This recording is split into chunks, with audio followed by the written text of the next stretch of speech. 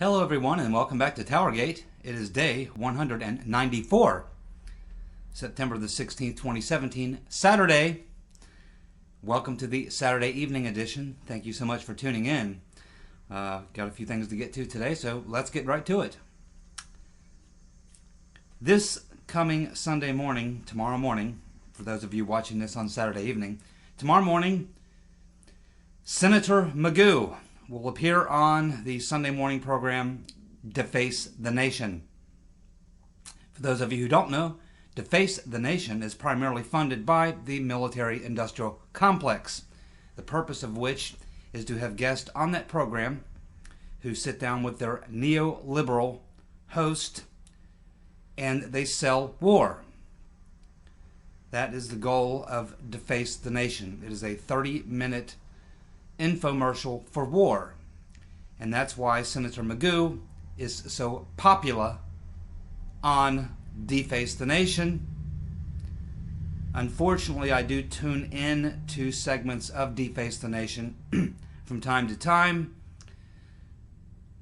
to listen to what some of these neocons have to say, because I do comment on that, and they usually give me very good material. It's also, I think, the earliest program that comes on, so whatever you see on Deface the Nation will be followed on this week with whoever, Stepanopoulos and all the other shows. These Sunday morning shows are all infomercials for the military-industrial complex, including Fox. Okay, so I think a lot of you know that, and for those of you who didn't, you do now. Senator Magoo will not be asked about the dossier. He will not be asked about the most recent revelations that he, along with Comey and the FBI, funded the dossier, and that he himself, Senator Magoo, Zero the Hero, Captain Wet Start, he'll never mention, nor will he be asked about the fact that he brokered that deal to get that dossier put together by looks like a bunch of Russians. Kind of sounds like Russia collusion between the FBI, Senator Magoo, for the purpose of doing great damage to the president and, if possible, destroying his presidency before it even got started. And Magoo hasn't stopped working on that goal. It's still his primary drive in life, is to destroy the president. None of this will be discussed. He will take every opportunity to criticize the president.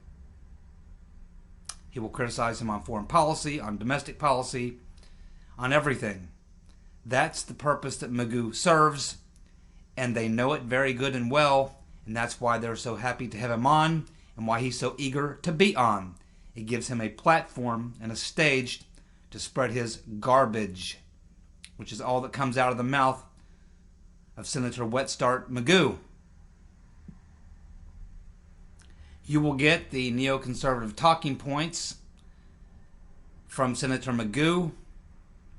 You will get one side of the story, which has many sides. You will get little truth from Senator Magoo.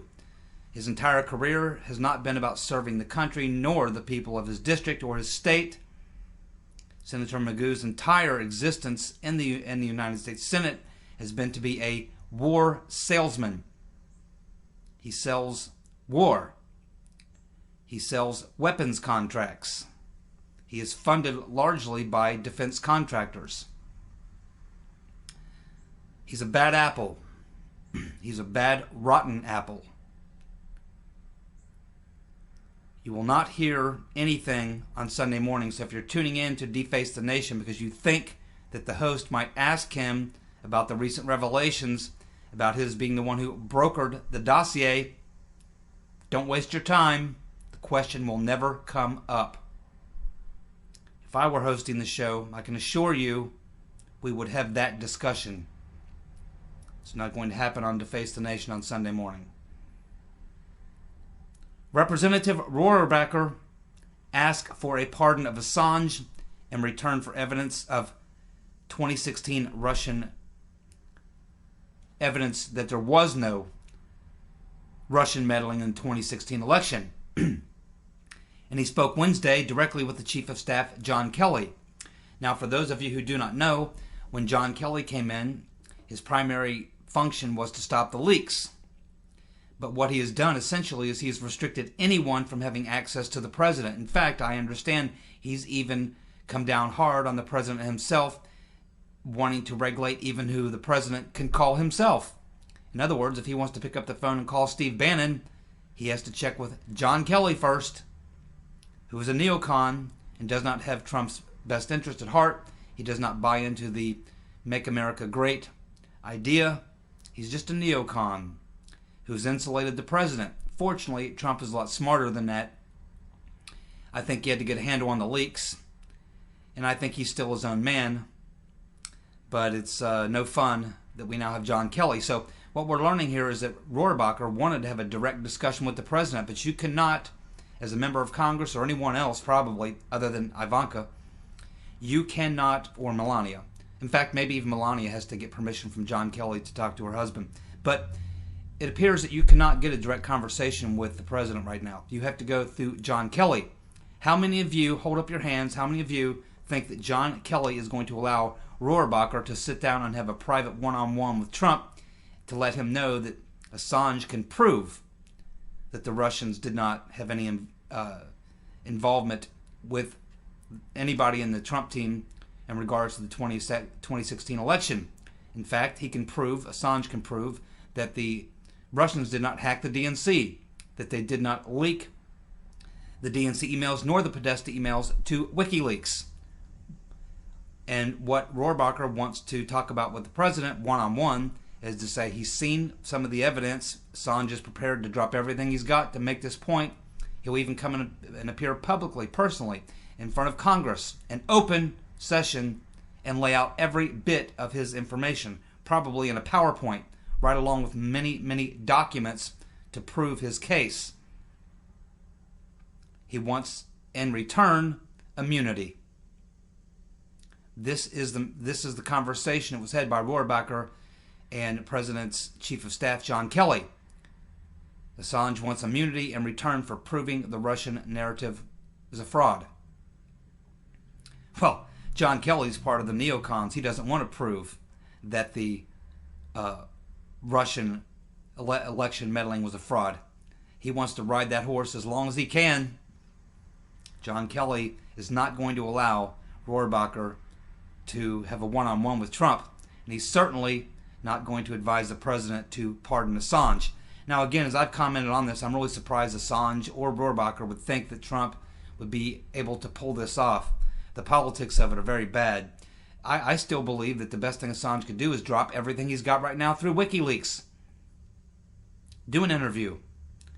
Do whatever he has to do. He has a large worldwide audience. I'd go ahead and put the information out if I was Julian Assange. And then maybe he gets, once he destroys the Russian narrative himself, without permission from the president or in front of Congress or anything else, then maybe the result of that is that he gets immunity. Because one of the reasons that they're being so hard on him right now, and so many members of Congress are pressing it so hard and suppressing the truth, is because they have already tried to make this association that Julian Assange was working with the Russians to produce the leaks, which were seen as interference in the election. So I think, my opinion is that Assange is asking for something that's probably not politically viable for the president right now. Maybe in 2 years, maybe after the midterms or something like that.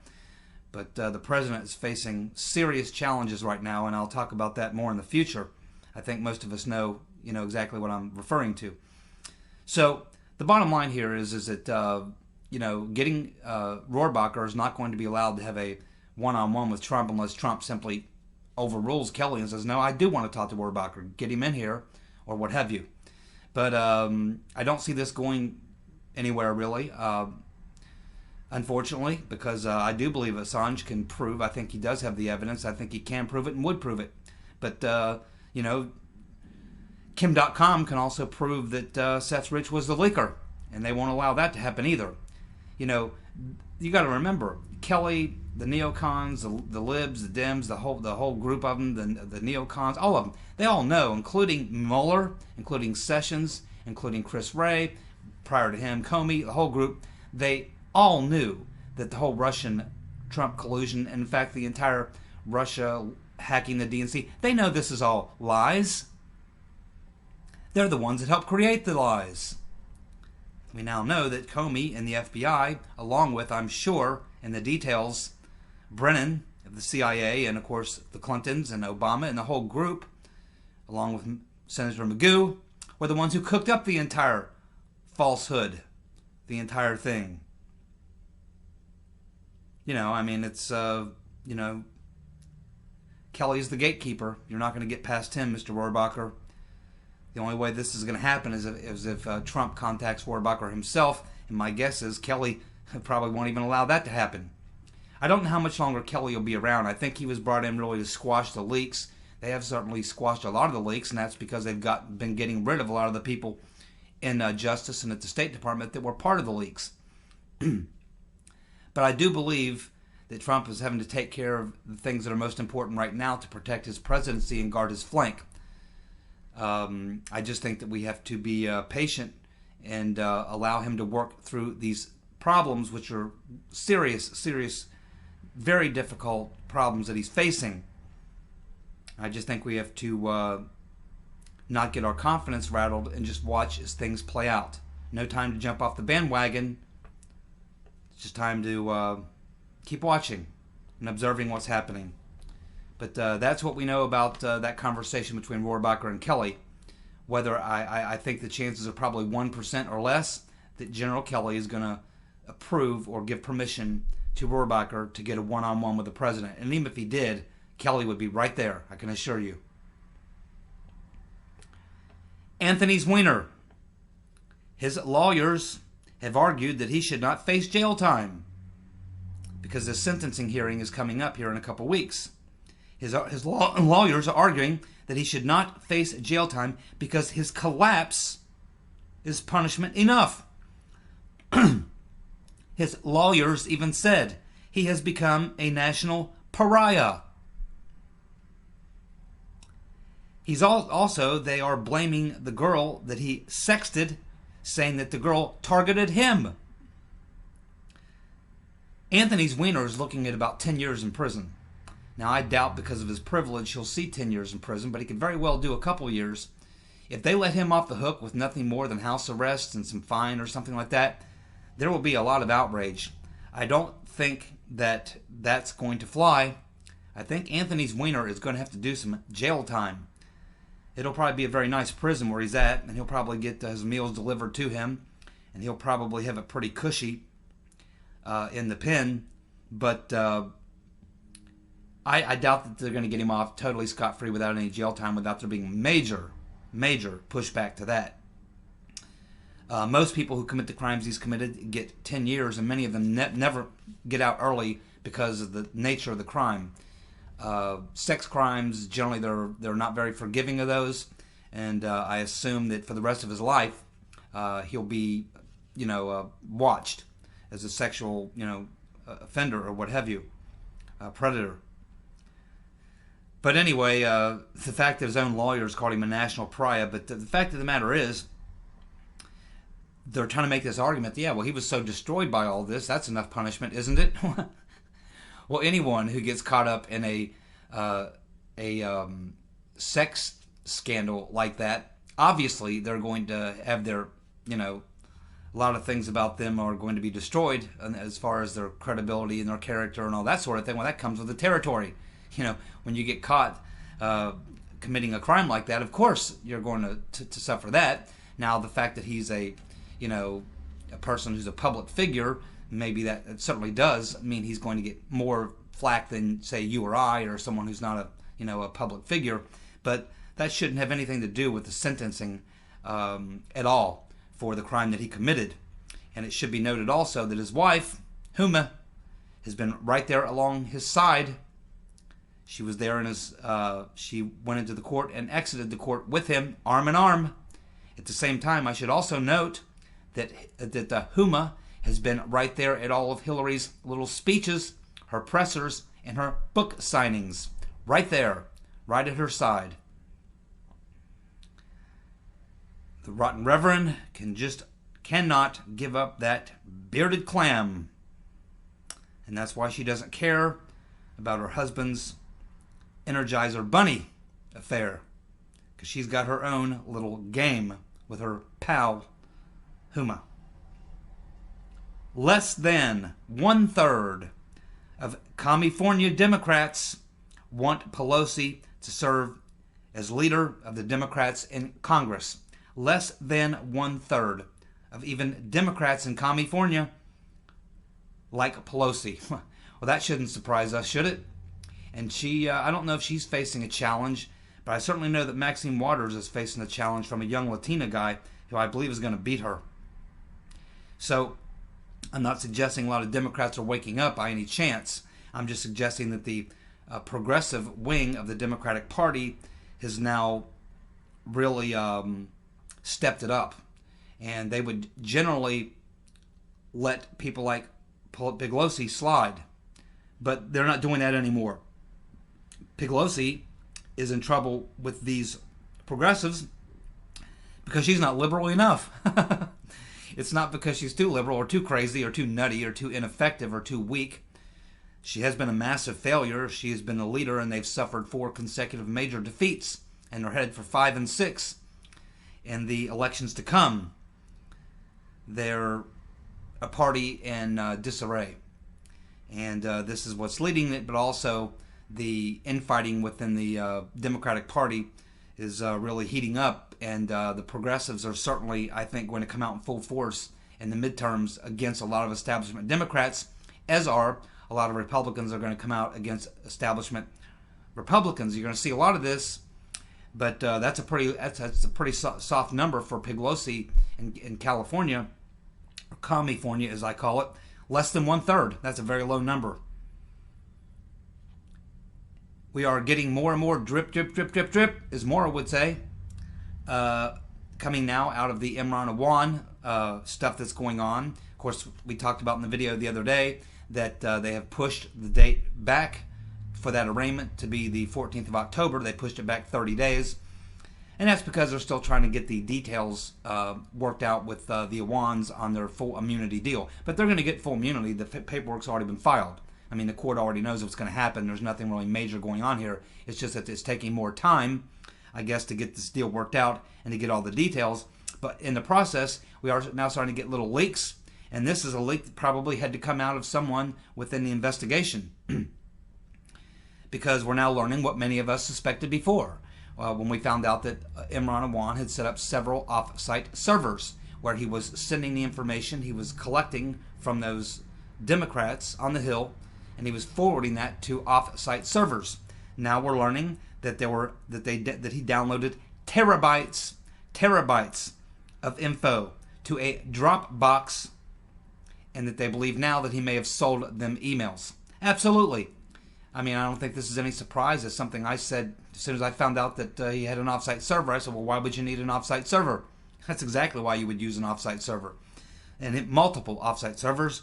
And so it shouldn't surprise us that this little leak is going to come out. And I think that what this is a lot of times in these types of investigations, because these types of things which are going to show incompetence within the government, they want to prosecute Awan or cut a deal with Awan to prosecute the big fish, but at the same time they don't want to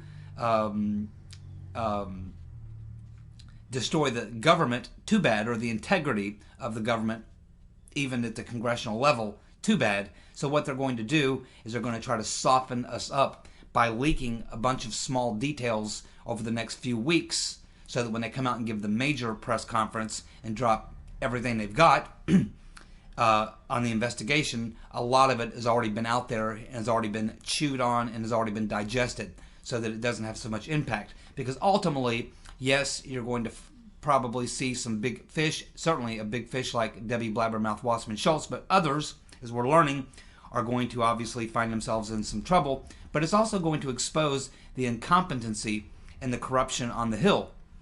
And so they want to limit the damage to the government itself while still being able to go after and prosecute the big fish. And of course, we'll have to wait and see exactly what kind of prosecutions we're talking about. Again, this is another case where a lot of people believe, yeah, you know, they're going to let the fish off the hook or whatever. I don't think they can do that. I don't think you can grant the Iwans with the crimes that they have committed, which could typically, especially if we find out that they've been, which we can assume they have been, transferring information over to a third-party server and then selling classified information to foreign governments for money. This is the type of thing that will get you life in prison. You can't take two people, the Iwans and of course his brothers and his wife and all those people. You cannot let this many people involved in something like that at that level of transferring classified information. These are crimes that will put you in jail for life. You can't allow people out of crimes that large in an immunity deal to get a bigger fish and then let the big fish off the hook, let them walk. It's just, I don't think that could be done. They might like to do it, but I just think that the backlash would be just unbelievable. It's not something. It's dangerous to do that. You could because when people lose confidence in the government's ability, and we're getting very close to that point, when people lose confidence in the government's willingness or ability to execute law and justice in the country, when people begin to believe that there is two separate standards of justice for average people and for elites, eventually what happens is people say, well, look, if these people can do it, then we can do it. And what you get is a lot heavy increase in law breaking, and it can even get even worse than that. It can evolve into civil unrest and everything else. You have to be very careful how you handle these situations, and I think they're quite aware of that in the Justice Department. So I do believe we are going to see criminal prosecutions, and we'll see exactly to what degree those prosecutions are carried out and what kind of sentencing these people get. If it involves the transfer of classified information, and if it turns out that Blabbermouth, Wasserman Schultz, and others on the Hill were aware of that, those are serious crimes. You're not going to see probation or community service or fines or anything like that. You definitely want to see jail time. President Trump, in a tweet, not buying into Susan Rice's lies.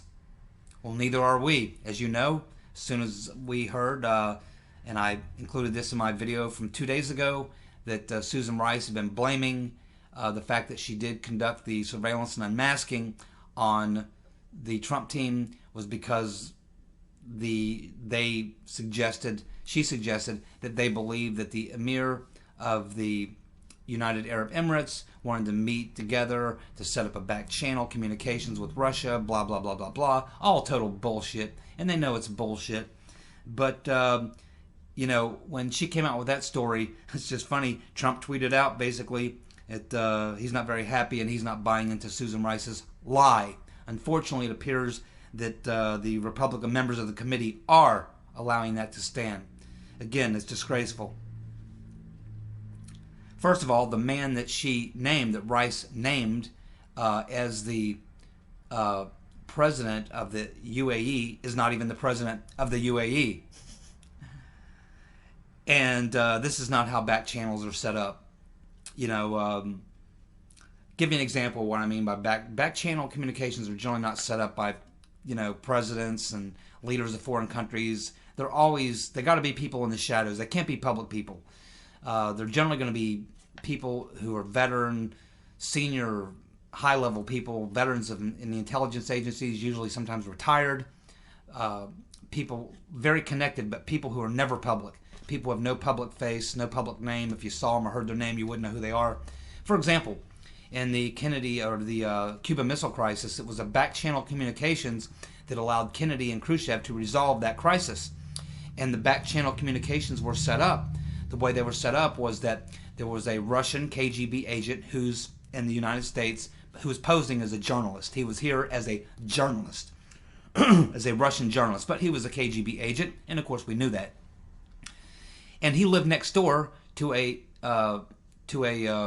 newspaper reporter. I think he worked for either the Times or the Post, one of the two. And this Russian lived right next door to this American journalist. And so when the Cuban Missile Crisis happened, this Russian, being an actual KGB agent and knowing Khrushchev personally, was given some information and was told to find someone in confidence he could take it to, who could give it directly to the president, avoiding the newspapers and avoiding the administration. This is how these back channels are set up. They are set up purposely to avoid presidential or leadership, administrations, people in the government. They're generally set up with people outside. That's what they're generally defined as back channel. So when this Russian journalist got this message from his people back in Moscow, that they needed to defuse this situation and they needed to do it somehow outside the administration or outside the main media, they sent this Russian KGB agent who was posing as a journalist who lived next door to this American newspaper reporter. He went over to this guy's house and said, hey, I got to tell you something, and you need to get this message directly to the president himself. I'm telling you, you got to go directly to the president. Can you get access to him? And this American journalist said, yeah, well, if it's the right information, I probably could. So this Russian KGB agent posing as a journalist gave him the information that Khrushchev was willing to cut a deal to get them out of this crisis. And that's exactly how that happened. Then this Washington reporter was able to go directly to the president and say, hey, I've just had a back channel combo with this guy here. Now, at first, they weren't sure if it was legit, but when they looked into this Russian so-called journalist and saw his background, they knew he was KGB already. But they looked at his background and found that their question was, did he know Khrushchev? Is this the guy Khrushchev would have turned to personally? Because this is how it had to happen. It had to be someone working for Khrushchev, back channel sort of person, getting on a plane, flying to the States, and having a conversation with this journalist and saying, hey, can you get access to someone? Can you do this? Because this is coming directly from Khrushchev. So this is exactly how that whole thing played out in the back channel communications, which led to the preventing the nuclear war over the Cuban Missile Crisis. It was done through back channels. It didn't involve any government people, and these things never really do. So anyway, that's just a side story. But the fact of the matter is, I'm very surprised and disappointed that members of the Republicans on this committee swallowed this bullshit. I think they know it's bullshit. In fact, I know they know it's bullshit. But they swallowed it because they just want to let it go.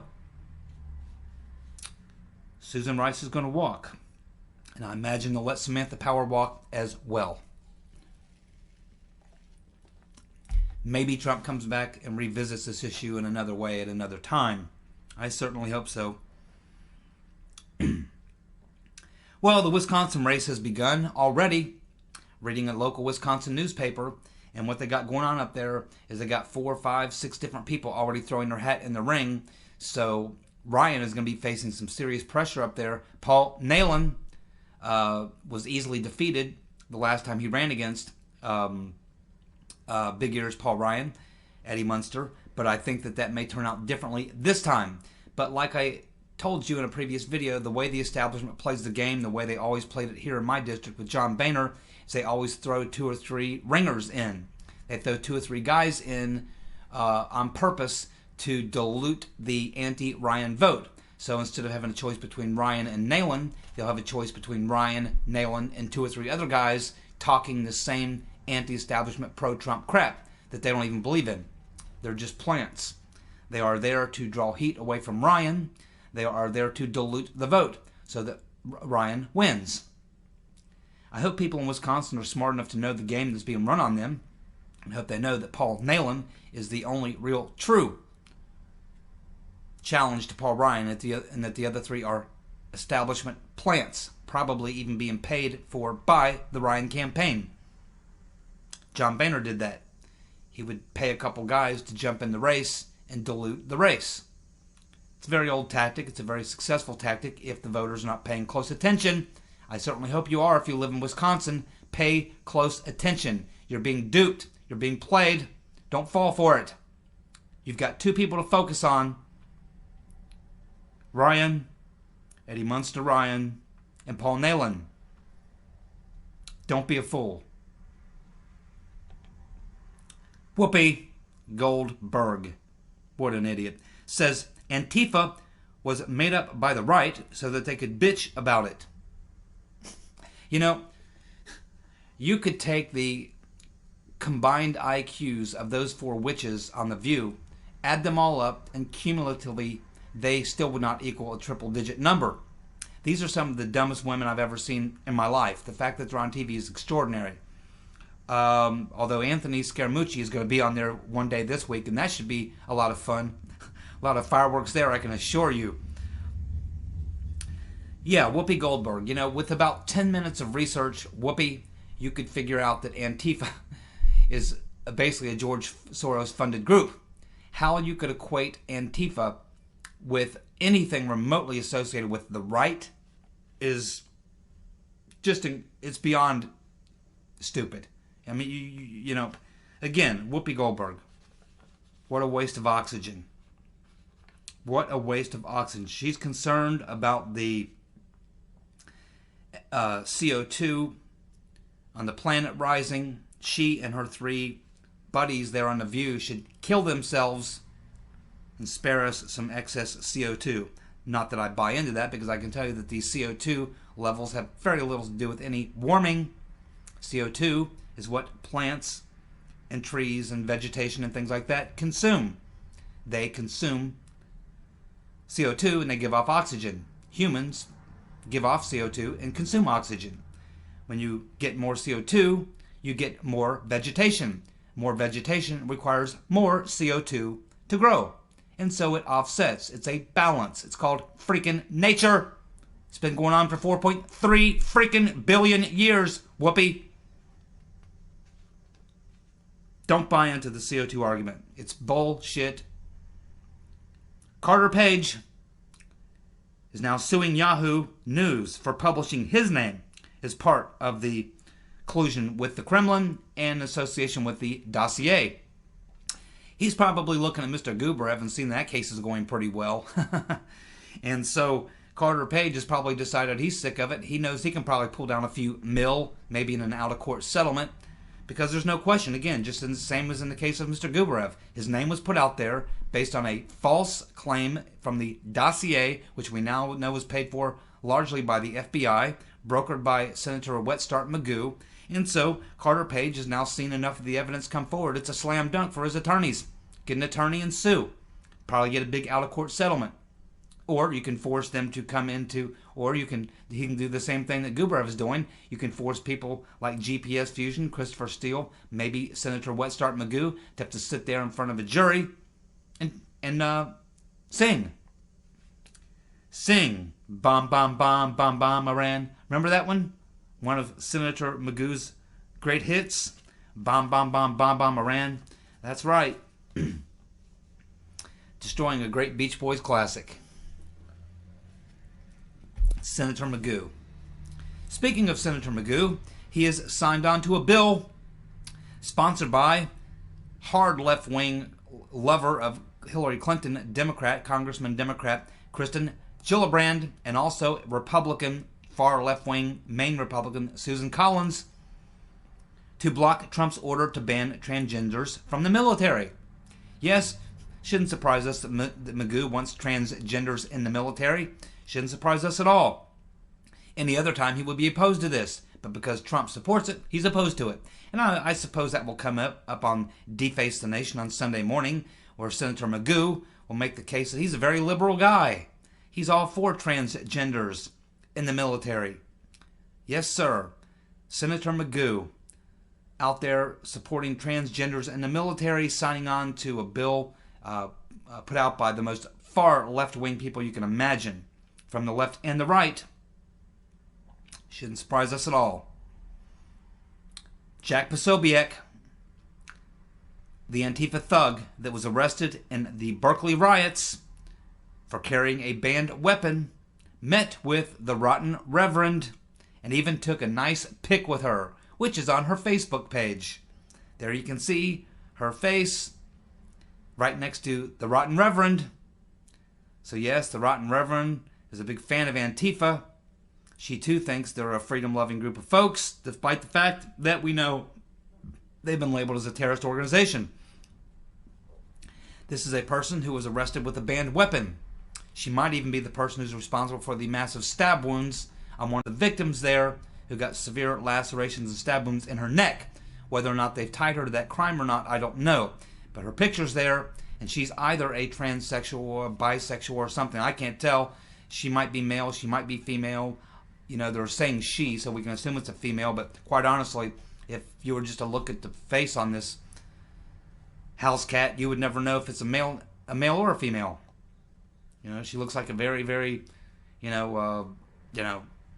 rough-looking female, or possibly a very feminine-looking man. I can't tell. I can't tell. Honestly, I wouldn't bet a penny on it. Could go either way. She'd have to drop them drawers before we'd have any clue whatsoever, and I'm not up for that. I'll just take it for what it is, transgender, whatever. The Rotten Reverend. Now imagine if Trump were pictured, had a Antifa person with a Facebook pic of him or her or it standing next to Trump. Imagine what would be playing out in the media right now. You got it. Kentucky Governor Guy Bevin, I believe his name is Bevin. I know his last name is Bevin. Kentucky Governor Bevin has put McConnell on notice on Obamacare repeal. You know, I live very close to Kentucky. I have a lot of friends in Kentucky. One of my business partner lives in Kentucky. I'm out there probably every other weekend. I spend a lot of time there. I live 25, 30 minutes from the state of Kentucky. Very familiar with the state of Kentucky, and I can tell you that in the area around where I go in Kentucky, it's hardcore Trump supporters. Matt Bevin, that's his name, Matt Bevin, is a very popular governor there right now. He is a Trump supporter, and he is no friend of Twitch McConnell. And, of course, we talked about the low ratings that Twitch has, but now he's getting pressure from the governor. The governor is now, who's pretty popular, is now putting a lot of pressure. So McConnell is under a tremendous amount of pressure there in Kentucky. He's not up for re-election, but he is really taking a lot of pressure. And I just wonder if he is, I assume he's going to have to cave. If he doesn't cave, if he goes the next 14 weeks, the next session of Congress up until Christmas, and if he continues not to take advantage of his last shot at repeal in place of Obamacare, of this new plan that's being put forward, if he doesn't do anything with tax reform and tax cuts, and if he continues to fight the spending for the wall, which is going to get built regardless, I do believe that when they come back after the first of the year, that you could see a national campaign by right-thinking people on the right that McConnell has to go. That could certainly drive him from his position. It happened to Newt Gingrich. It can certainly happen to Twitch McConnell. And I believe if he fails in this next session, it will be. So McConnell needs to decide which he wants to do most. Try to continue to destroying Trump, or does he want to hold on to his position as leadership in the Senate? And of course, if he had to resign as leader of the Senate, he would resign from Congress altogether. And this seat would be filled in a special election. And we might get a real, true conservative who supports the Trump agenda. Jimmy Carter. That's right, Jimmy Carter, the peanut farmer from Georgia, is defending Trump on DACA. At the same time, we have Big Ears Paul Ryan, Eddie Munster, working behind the scenes with Pelosi on an amnesty deal. That's exactly what you need right there, kicking off, getting us into the elections up there in Wisconsin. Big Ears Paul Ryan, go ahead and work with Pelosi on an amnesty bill. Now, I realize it's some pretty liberal folks up there in Wisconsin, but I'll tell you what, Paul Nehlen, that would be a very good issue for him. Very good issue. Go ahead and do that, Big Ears Ryan. I highly support that. Go ahead. Go ahead and do that amnesty bill. Let's see how that goes. Finally, in my previous video, Dig Cry 2, who I believe is from Australia, one of my favorite commenters, makes a lot of great comments and had recently a wonderful rant. Not the first wonderful rant from Dig Cry 2, but Dig Cry 2 does point out something about how frustrated, I believe it's she, I believe Dig Cry 2 is she, points out that how frustrated she is that so many of the so-called conservative pundits are now attacking Trump, who supposedly were supporters of his. These are the people who are getting weak in the knees. Well, to that I would say, and I think she drops the name Ann Coulter as well as a couple others. Yeah, and they all play on the same idea. People like Ann Coulter and those people, they write books for a living. They're kind of like surfers. They wait for a wave, which is some hot political issue, then they write a book about it. The hot political issue is the wave, and their book is their surfboard. They wait for the wave, and then they get on their surfboard. And they ride the wave, and that's what Ann Coulter does. Like many other media pundits who are becoming soft on Trump because they don't understand the situation he is in. I'm going to focus on this maybe in tomorrow's video if it's a slow news day. Talk about the deep state and exactly what the situation is. And I don't have time to get into it now, but I'll just say that in terms of Ann Coulter and many of those weak in the knees pundits, Donald Trump so-called supporters. You know, and some people have this idea, you hear the phrase all the time, some people look at the glass half empty, half full, you have an optimist and a pessimist. Well, I don't look at that way at all. Me, I am what I call a realist. If I look at a glass of water, it's half full, I say it's half full. You know, if it's half empty, it could be half empty. It means the same damn thing. I'm a realist. I don't look at things the way I wish them to be. I look at things for the way they are. Trump is a realist. He's not a pessimist or an optimist. He understands that things are what they are. It is what it is. Cows do not make ham. They do not. It is what it is. As far as Ann Coulter is concerned, she's an average intellect who came from, she's an average, she's not particularly all that bright. She's of average intelligence. And she has always been fickle. Let's go back and take a look at the Ann Coulter during the Bush administration. She was a huge cheerleader for Bush. She supported the Iraq War, was a huge cheerleader for the Iraq War. She was on board for every bit of it. And when that good doctor, Dr. Ron Paul, made that great speech on the floor of the Congress, the only Republican to vote against the Iraq War, made that fantastic speech. I urge you to watch it. It's on YouTube. Just before we went into Iraq, he said exactly what was going to happen. He nailed it before the first shot was even fired and was proven correct. It was Ann Coulter who was going out there ripping the good doctor, humiliating him, saying horrible things about the man, despite the fact that he was right and she was wrong. And what is she today? Oh, well, now that Ron Paul's non-interventionist foreign policy has gained a lot more approval because of the failures that he predicted before the first shot was fired, she is now taking on that particular mantle. Has she ever come out and apologized to Ron Paul? No. When he talked about the way to deal with Al-Qaeda in Afghanistan, the way that our founding fathers would have dealt with it, she ridiculed him at the convention. I saw it. I watched it. She's no good. She's a money-grubbing whore. She's looking to sell books. She's looking for the next wave, and right now she sees that this is the wave. So she's going to write a quick book about it, get it out there, make some book sales, and next week she'll flip again. Next week she'll be loving Trump. This week she's hating Trump. The week before she loved him. Now she hates him. Then she'll love him again. She is a money-grubbing whore, okay? That's basically it. She writes books for money. She will always surf the wave. She has no core beliefs. She's also somewhat of an idiot. I watched her on a show back, I remember during the Iraq War, she was on a panel and they were talking about who was supporting us and who was on board and coalition of the willing, blah, blah, blah, blah, blah. And she went into a rant about Canada.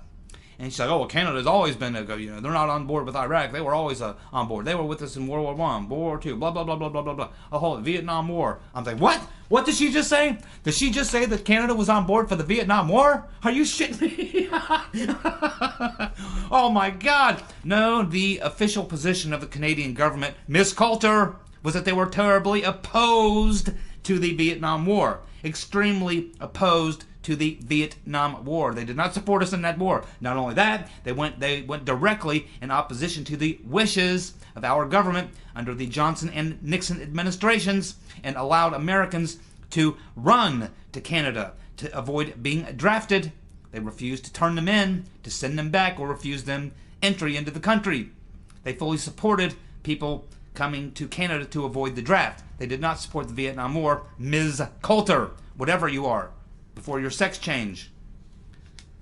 And also, in the case of the Korean War, which she also brought up, the Korean War, Canada wasn't just, they didn't just have our back. They were actually one of the early first people to actually commit troops to the problem while we were still arguing about it and deciding what to do. They saw the potential problem that was happening there as they saw the South Koreans about to be pushed into the sea, along with some Canadian troops who were there, and Americans. And it should be well noted that in the second push, once the Chinese entered that war, back in, it was around just after Thanksgiving, or maybe it was actually Thanksgiving Day, I believe, when the red wave came across the border, the Chinese came across the border, an entire division of Canadian troops were wiped out. An entire division of Canadian troops were wiped out. They weren't just there, having our back the way that Ann Coulter described it. So Ann Coulter, she was a child of privilege. She's not nearly as smart as she and other people make her out to be. She's swinging way above her pay grade. Ignore her and most other people like her who write books for money. Ignore the people who are out trying to make a buck off whatever current political trend is breaking at the time. This is what these people do. I can assure you, my friends, I do not make a single penny doing my YouTube videos. There's no ads on my videos. I don't have a Patreon account. I do my videos because I'm passionate about my beliefs, and I ain't gonna be bought. Never. Never, never, never, never. I don't want your advertising dollars. I don't want your charitable contributions. I don't want a damn thing except for watch my videos, and I'll tell you the truth. As a realist, I will tell you the truth as I see things to the best of my ability. I am a realist, not a pessimist, not an optimist. I see things the way they are, and I'll tell you the way I see things. Thank you so much for tuning in to this Saturday evening edition of TowerGate. I'll see you for tomorrow evening's edition of TowerGate on Sunday, and maybe talk a little bit about the deep state if no major breaking news occurs. Thank you so much for tuning in, you guys. Have a good night. Bye.